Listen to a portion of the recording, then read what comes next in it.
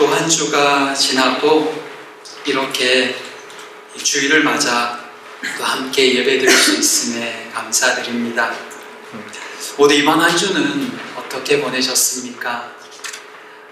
하나님의 돌보심이 사랑하는 모든 가정들마다 풍성하기를 축복합니다. 우리 이 시간 잠시 옆에 계신 분과 인사 나누겠습니다. 주님의 이름으로 축복합니다. 주님의 이름으로 축복합니다. 주님은 당신을 사랑합니다. 주님 안에서 함께 세워져 갑시다. 함께 세워가잡시다. 여전히 이 코로나 바이러스가 그 기세가 등등합니다. 전 세계가 긴장하고 있으며 이 감염되지 않으려고 그 우한을 비롯해서 중국을 다녀오신 분들이나 또 이 기침 증상이 있는 사람들에게 필요 이상으로 과격해지는 모습을 세계 곳곳에서 볼 수가 있습니다. 분명 이런 심각한 일이긴 하지만 또한 이 일로 통해서 우리가 얼마나 약한 존재인가 하는 것을 새삼 깨닫게 됩니다. 주님의 도우심이 없이는 이 일상이 불안을 느낄 만한 그런 상황입니다. 주께서 사랑하는 평안의 모든 가정들을 지켜주시길 기도합니다. 빨리 이 백신과 치료약이 개발되어서 전 세계가 이 공포로부터 하루빨리 벗어나서 이 평화로운 일상으로 돌아갈 수 있게 되기를 또한 기도하고 간구합니다. 오늘은 지난 시간에 이어서 제사장 앞에 다시 서는 사도들의 모습을 함께 살펴보고자 합니다. 제사장은 이 대제사장과 사두개인들은 끝까지 막으려고 하고 하나님은 풀어주시며 복음을 전하라 하는 이런 모습들이 이 사도행전 안에서 여러 차례 반복되는 것을 우리는 보았습니다. 그 모습들을 보면서 어떤 관점으로 이 되어진 일들을 보느냐에 따라서 상황을 이해하고 해석하는 모습도 완전히 달라질 수 있을 것이라는 생각이 듭니다. 믿음이 없이는 신앙생활하기가 너무나 두려울 수밖에 없는 그때의 상황을 보며 과연 우리는 어떤 눈으로 이 성경 안에 일어난 일들, 특별히 사도행전, 지금 우리가 읽는 이 본문의 일들을 보고 있는가를 다시 한번 점검하게 됩니다. 여러분이 지금 그들과 같은 상황에 처해 있다면 여러분은 어떤 선택을 하게 될 것 같습니까? 오늘 말씀을 나누며 오늘 이 말씀을 통해서 우리의 신앙도 다시 한번 점검하고 믿음의 확신을 가지는 이 시간 되기를 바랍니다. 첫째, 두 길이 있습니다. 하나님의 특별한 간섭하심으로 이 옥에서 나온 사도들은 성전에서 다시 복음을 전합니다.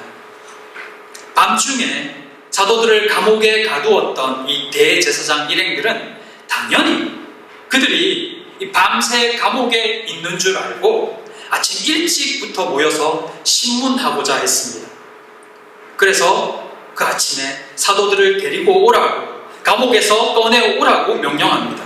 그런데 어찌된 일인지 감옥에는 아무도 없습니다. 그 순간 어떤 사람이 와서 말하기를 사도들이 성전에서 복음을 전하고 있다고 전해주는 것입니다. 풀어준 사람이 없는데 어떻게 나와서 성전에서 가르치고 있는지 알 길이 없습니다. 그러나 어찌됐건 그들을 다시 잡아오라고 합니다. 그러나 그곳에 모여있는 사람들이 무서워서 강제로 끌고 오진 못합니다. 그렇게 예루살렘 공회 앞에 선 사도들에게 대제사장들이 무섭게 질책합니다. 분명히 지난 공회에서 예수의 이름으로 아무것도 가르치지 말라고 했는데 왜 또다시 전하고 있느냐? 그것이 그들의 말이었습니다. 그러자 사도들이 대답합니다. 사람보다 하나님께 순종함이 마땅하다. 당신들이 죽인 예수님을 하나님이 다시 살리셨고 이스라엘에게 회개함과 죄사함의 기회를 주시고자 하신다. 그 일에 우리와 성령이 그 증인이다. 아무리 봐도 쌍방이 대화가 되지 않습니다. 한쪽은 예수를 부인하고 있고 또 한쪽은 하나님이 예수를 보내셔서 이스라엘의 회개와 제사함을 주시려 한다 하니 서로가 용납이 되지 않는 겁니다. 서로가 서로의 가치관을 받아들이지 못하니 충돌이 일어날 수밖에 없습니다. 한쪽은 자신들의 종교적인 명분과 기득권이 달려있고 한쪽은 자신들의 신앙과 하나님의 명령이 달려 있습니다. 그러니 어느 편도 양보할 수 없습니다. 서로 수긍하지 않으니 충돌이 일어납니다. 그런데 이들의 대화와 그들이 사용하는 이 무기, 그들이 상대방을 설득 내지는 이기기 위해서 사용하는 그 방법을 보십시오. 대제사장과 사두개인들은 무엇을 사용합니까? 종교적 권위를 사용합니다. 자신들의 힘으로 누르고 이기려 합니다. 사도들은 어떻습니까? 그들은 하나님께 순종함을 내세웁니다. 하나님의 명령과 믿음을 사용합니다. 단순한 비교인 듯 보이지만 이것은 세상 가운데 있는 우리의 현실을 보여주는 모습입니다. 실제 우리가 믿음 없는 세상과 맞설 때 우리는 무엇으로 맞서야 하는지를 생각하게 하는 것입니다. 세상이 권력과 힘으로 돈으로 제압하고자 할 때 우리는 무엇으로 그들과 맞서려 합니까? 그들과 같이 세상의 권력과 물질로 그들의 위협에 맞서려 합니까? 힘을 가져서 돈을 많이 가져서 세상이 주는 불안함과 근심, 걱정으로부터 벗어나려 하십니까? 아니면 믿음입니까? 하나님의 지키심입니까? 우리 교회를 향한 세상의 위협은 무엇일까요? 너희들 성도도 별로 없고 재정도 얼마 안 되는데 너희들이 뭘 할 수 있겠어? 그까짓 거 내가 한번 흔들어버리면 금방 와르르 무너질 거야. 너희들 안 돼. 실제로 재정으로 또 수로 교회에 두려움이 오기도 했습니다. 그것으로 인해 흔들리고 불안해하는 상황도 있습니다. 그때는 재정이 좀 더 넉넉했으면 성도들이 좀 더 많았으면 그런 생각이 들기도 했습니다. 하지만 여러분, 교회를 흔들고 신앙을 흔드는 이 공격에 대한 방어는 세상이 말하는 사단이 유혹하는 그것에 있지 않습니다. 우리가 기억해야 할 것은 한 가지입니다. 교회는, 우리의 생명은 하나님께 달려있다는 것입니다. 세상이 온통 코로나 바이러스로 두려워 떨고 있지만 그 재앙적인 일이 시작된 것은 사람의 잘못이지만 그럼에도 그것으로부터 우리를 안전하게 지키시는 분은 하나님이십니다. 세상에서 이 코로나 바이러스만 안 걸리면 우리는 안전할까요? 2019년부터 지금까지 미국 독감으로 사망한 사람이 8만 2천 명입니다. 지금 입원자 수는 14만 명에 이른다고 합니다. 2017년부터 2018년까지는 그 독감으로 6만 1,000명이 사망했습니다. 그럼에도 그들은 이 독감보다 확진자 몇 명 나오고, 물론 지금은 더 많아졌지만 사망자 몇 명 나온 이 코로나 바이러스에 대한 공포가 더 크다고 합니다. 왜일까요? 그 확산 속도가 빠르고 세계가 온통 그것에만 집중하고 방송하고 있기 때문도 있지만 또 한편으로 겪어보지 못한 것, 알지 못하는 것에 대한 두려움, 공포가 크기 때문입니다. 막연한 두려움, 어떤 일이 일어날지 모른다는 염려와 걱정이 그들을 더 두려움에 떨게 하는 것입니다. 그것이 세상의 모습입니다.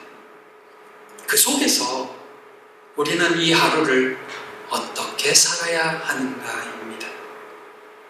손 씻고 개인 청결에 힘쓰고 가능하면 바이러스에 걸리지 않도록 조심하며 운동하고 비타민C를 먹어서 면역력을 키워야 합니다. 그것은 우리의 몫입니다. 하지만 그럼에도 결국 우리를 보호하시는 분은 하나님이십니다. 이것에 대한 온전한 믿음이 우리를 평안케 합니다.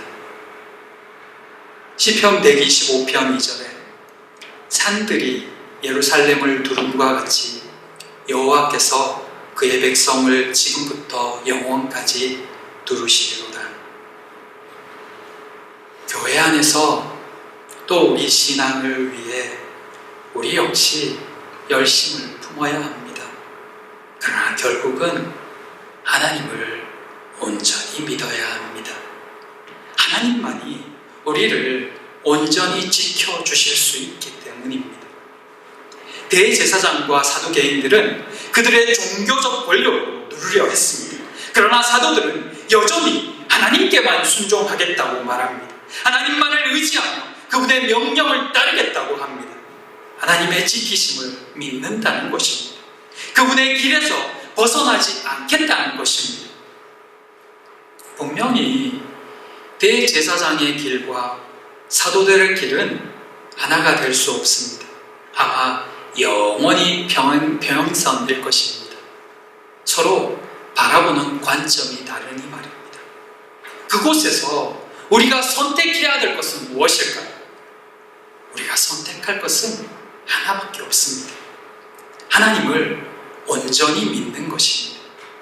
왜냐하면 우리는 이미 하나님을 알고 믿고 있기에 하나님을 버리는 것은 어렵습니다. 그 끝이 죽음이며 지옥이라는 것을 잘 알고 있기 때문입니다. 그런데 그럼에도 하나님을 온전히 신뢰하지 못하면 세상이 주는 위협 앞에서 두려워 떨며 그것들이 이끄는 대로 끌려다닐 수밖에 없습니다.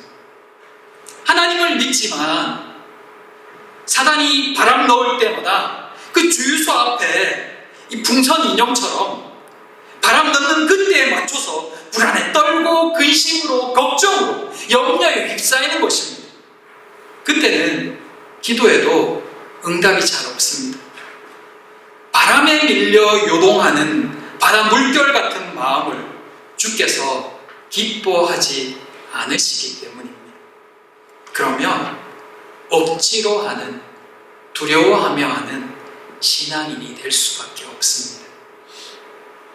사랑하는 성도 여러분, 하나님은 이미 우리에게 많은 것을 보여주셨습니다. 많은 감사도 주셨고 응답도 주셨으며 믿음도 주셨습니다.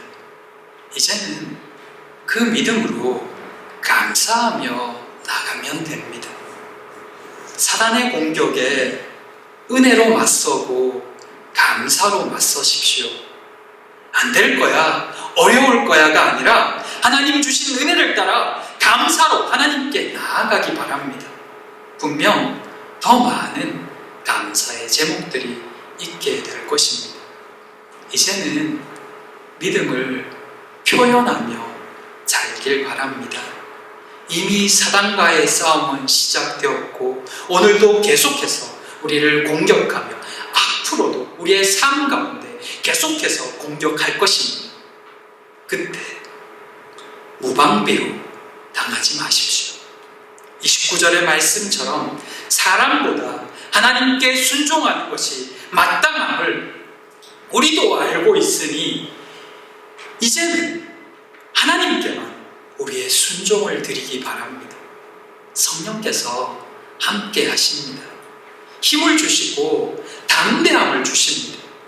그 믿음으로 우리를 주저앉게 만들려는 사단과 강하게 맞서는 모든 성도님들 되길 주님의 이름으로 축복합니다. 둘째, 이 사람들을 상관하지 말고 버려두라. 사도들을 위협하다가 그것이 뜻대로 안 되자 이 화가 치민 그들은 막무가내로 사도들을 죽이려고 달려듭니다. 그때 뜻밖에도 이 바리새인 율법 교사인 가말리엘이 이들을 말립니다. 가말리엘은 이 사울, 즉 이 사도 바울의 스승이었습니다. 그는 이 사두개파의 흥분을 가라앉히고자 잠시 사도들을 밖에 나가 있게 합니다. 그리고 이전에 있었던 일, 드다와 갈릴리의 유다에 대한 이야기를 합니다. 드다는 자신을 제2의 엘리야라고 하면서 사람들을 미혹했던 사람이었습니다. 그는 나중에 유대 총독 파두스의 군대에 잡혀서 처형당했습니다. 갈릴리의 유다는 수리아 총독 구레네의 세금 부과를 위한 이 호구조사에 반란을 일으킨 자입니다. 그는 하나님만이 이스라엘의 왕이시므로 로마 정부에 세금을 바치는 것은 하나님께 대한 반역 행위라고 주장하다가 처형당했던 인물이었습니다. 가말리엘은 이 두 사람의 예를 들어서 사도들의 행위에 대해서 설명합니다.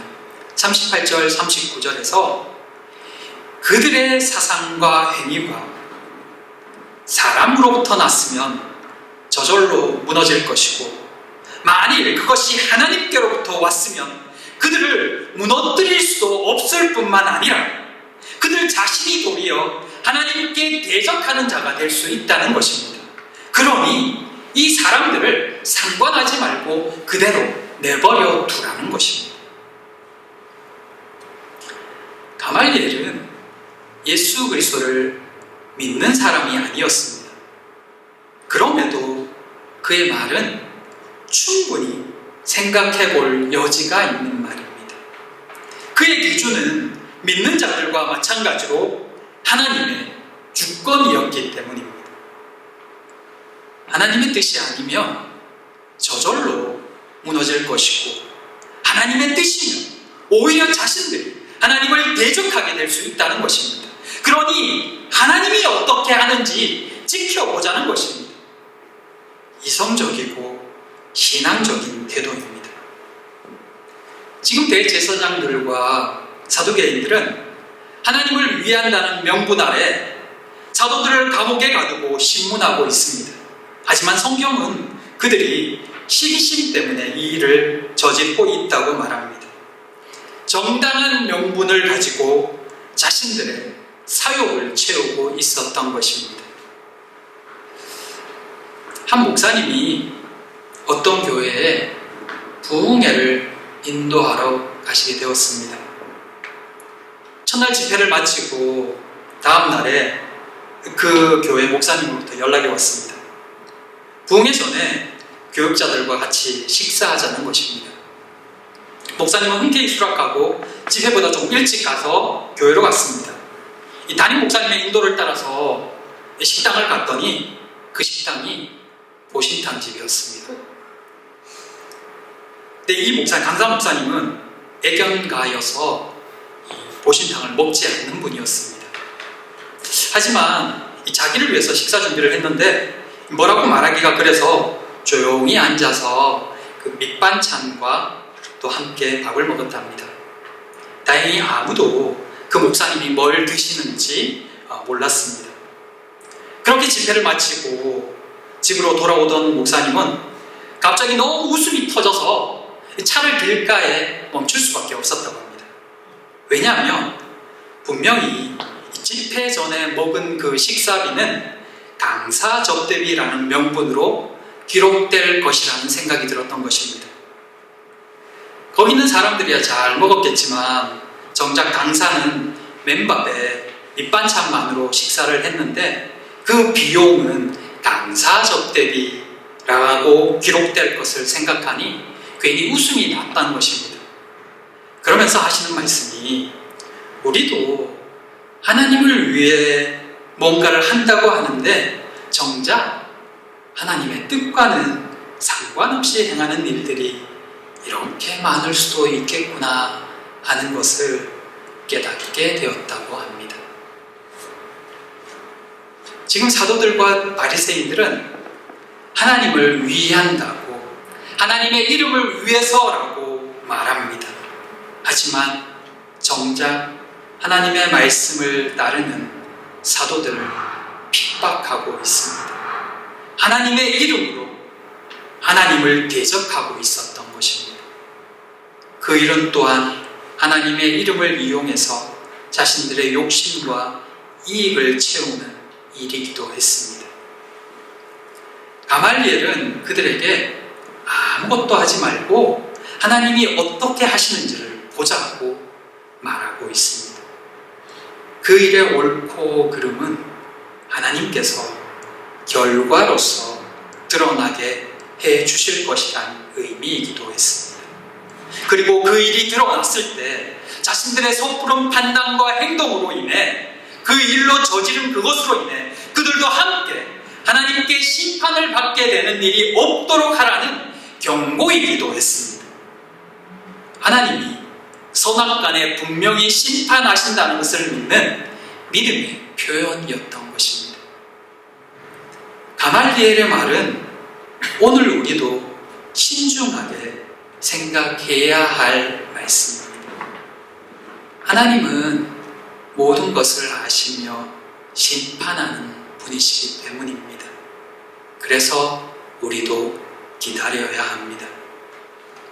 사람에게서 났으면 저절로 무너질 것이요 하나님에게서 났으면 우리가 하나님의 대적자가 된다는 그의 말은 우리의 신앙생활에서 두고두고 새겨둘 필요가 있는 조언입니다.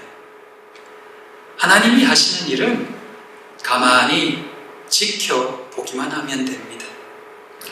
애국 군사들이 광야로 이스라엘 백성들을 잡으러 왔을 때 가만히 서서 하나님이 이스라엘을 위해 일하시는 것을 지켜보라고 말씀하셨던 그 하나님의 말씀처럼 우리는 기도하며 하나님이 어떻게 인도하시는지 기다려야 합니다.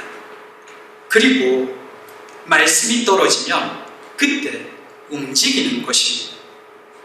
하나님은 죽이려는 무리들 속에서도 그 한 사람을 세워서라도 당신의 종을 지키시는 분이십니다. 하나님을 기다리는 믿음이 우리 가운데 있기를 원합니다. 그리고 또한 누군가가 망하기를 기다리거나 기대하지도 마십시오. 그것은 하나님의 소관입니다. 옳고 그름을 분별하고 그릇된 것에서 벗어나려는 노력을 반드시 해야 하지만 그릇된 자들이 잘못될 것을 기대하며 그들을 벌주기 위해 우리가 애쓰지 않아도 됩니다. 악인들의 잘됨과 잘못됨은 우리의 소관이 아닙니다. 그것을 지켜보며 우리의 마음과 시간을 들이는 것은 시간 낭비이고 감정 낭비입니다. 악인들이 잘못되는 것을 보면 속은 시원할지 모르지만 우리에게는 큰 유익이 없습니다. 한때 악인들이 다 벌받고 다 망했으면 좋겠다는 생각을 할 때가 있었습니다. 그런데 돌이켜보니 그 시간이 내게는, 내 신앙에는 그렇게 별로 유익한 시간은 되지 못했었습니다. 정말 시간 낭비, 감정 낭비밖에는 별로 얻는 것이 없었습니다. 차라리 그 시간에 좀 더 기도하고 좀 더 말씀 보았으면 좋았을 걸 하는 생각만 들었습니다. 우리의 인생은 생각보다 그렇게 길지 않습니다. 앞으로 나아가고 하나님 주신 은혜를 누리고 감사하기에도 짧은 시간입니다. 악인들이 아니어도 우리들의 감정을 소모하게 만드는 일은 주위에 널려 있습니다. 세월을 아껴야 합니다. 행복을 선택하고 감사를 선택하는 모두가 되시길 축복합니다. 누군가를 망하게 할 궁리와 그 생각을 할 시간에 하나님 앞에서 복받는 인생이 어떤 인생인지를 생각하는 모두가 되시기를 소망합니다. 때가 되면 우리가 고민하고 염려하고 걱정하고 생각하지 않아도 하나님께서 선악간에 분별해 주십니다. 자기의 굽은 길로 치우치는 자들은 여호와께서 죄를 범하는 자들과 함께 다니게 하시리로다. 이스라엘에게는 평강이 있을지어다. 여호와께서 구별하시고 분리하시고 심판하십니다. 그때 우리가 여호와의 대적자가 되지 않을 길은 공의의 하나님을 의지하며 믿음의 길, 하나님께로 더 가까이 나아가는 것입니다. 악한 것을 미워하되 그것에 집중해서 우리의 시간과 감정을 소비할 것이 아니라 선을 행하는 것에 마음을 쏟으십시오. 악인의 망함을 기다리기보다 우리에게 주신 은혜와 감사를 묵상하시기 바랍니다. 그렇게 하나님께 나아갈 때, 그렇게 하나님의 은혜를 구할 때 우리의 삶에 하나님의 평안이 임하고 기쁨이 임하게 될 것입니다. 하나님이 주신 그 감사로 더 넘치는 감사를 보게 될 것입니다. 사랑하는 성도 여러분, 우리의 지나온 걸음들을 생각해 보십시오. 우리는 어떤 것에 우리의 마음과 시간을 쏟았습니까? 행복해지는 길이 있는데, 하나님 안에서 우리가 감사하고 기뻐할 수 있는 길이 있는데, 우리는 하나님이 기뻐하지 않는 것에 더 많이 우리의 감정을 소비하지는 않으셨습니까? 생각하지 않아도 될 것에 두려워하고 걱정하고 염려하면서 우리의 그 짧은 시간을 소비하지는 않으셨습니까?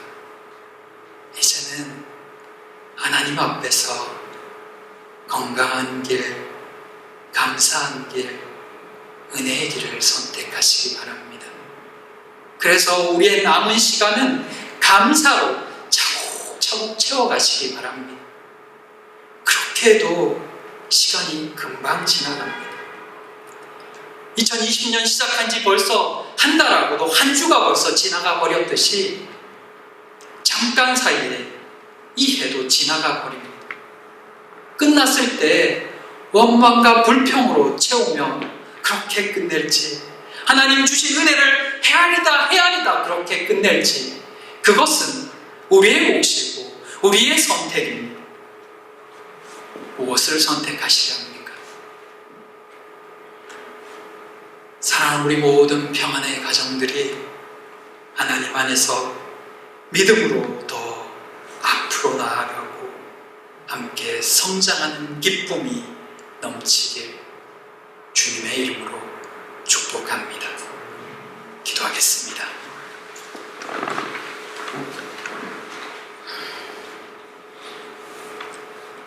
세상의 주인이신 아버지 하나님, 하나님의 사랑과 공의를 믿습니다. 종말의 때가 있음을 믿습니다.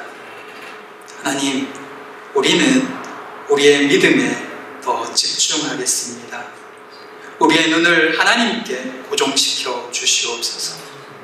불안케하고 두렵게 하는 세상에 있을지라도 우리는 우리를 지키시는 하나님 안에서 평안을 선택합니다. 그 믿음이 마지막 날까지 변치 않도록 우리를 지켜주시옵소서. 한 가정 한 가정 믿음 안에서 더 건강히 서게 하여 주시옵소서. 요해널은 온전히 회복시켜 주시며 모든 성도님들 감사 가운데 기쁨과 평안을 누리게 하여 주시옵소서. 코로나 바이러스 치료제도 속히 나와서 두려움 가운데 있는 이들에게 희망이 생기게 하여 주시옵소서. 이 한 주도 하나님의 돌보심을 기대하오며 예수님 이름으로 기도드립니다. 아멘. 이 시간 찬송가 438장 하시면서 주님께 예물 봉헌하겠습니다.